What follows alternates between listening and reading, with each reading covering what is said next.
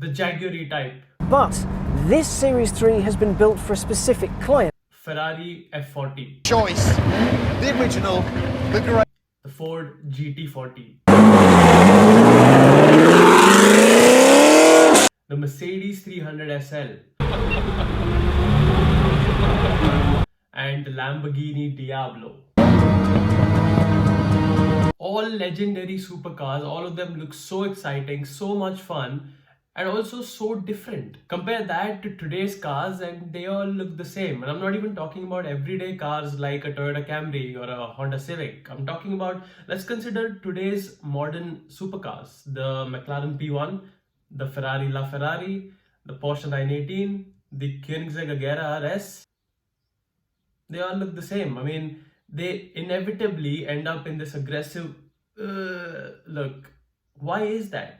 Let's talk about why that happens. Firstly, let's look at the classics from the olden days. What car designers had going for them was creative freedom. Back in the day, fuel was cheap. Car companies couldn't really care less about designing for aero or designing for fuel economy. Cars were simply meant to be works of art. The brief given to the designer was make it look cool, make it look unique. The designers were engineers, but they were also more of artists. They handcrafted their cars. Also, another very important point to consider is back in those times, they didn't really care that much about safety standards. So yeah, these classic cars look incredibly cool and unique and awesome, but let's be honest, they're not passing any Euro NCAP tests. And if you have a crash in them, you're pretty much gobi manchuri. Now compare all of that to today's automotive industry. Rigorous design standards in terms of safety, in terms of fuel efficiency, and in terms of performance. I mean, seriously, today's car designer is given hundreds of pages of rules and regulations that the design should adhere to. So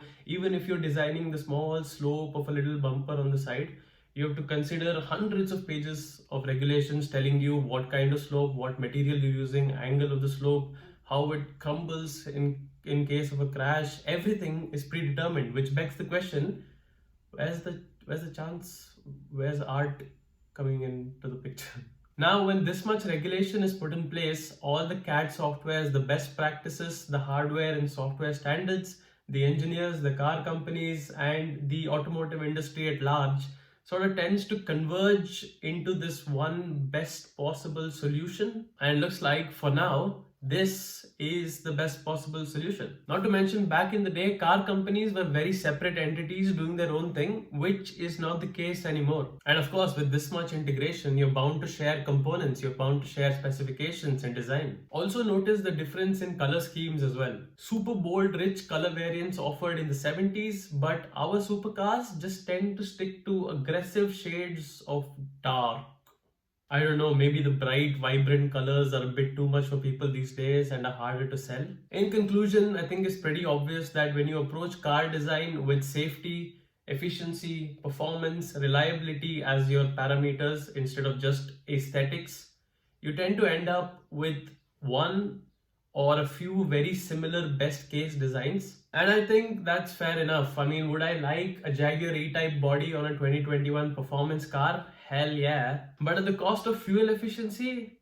Yeah, it's still just the odd hypercar. Why do I care about fuel mileage? I can justify it, but the government won't. But at the cost of zero safety, even I can't justify that. However, I have one request and one request only. Can we somehow, please somehow make room for pop-up headlights again? Please. Thank you so much for watching this week's video. Let me know what you think down in the comments below. Am I looking at these old classic cars with rose-tinted glasses? Will any of today's supercars become all-time classic cars? Let me know.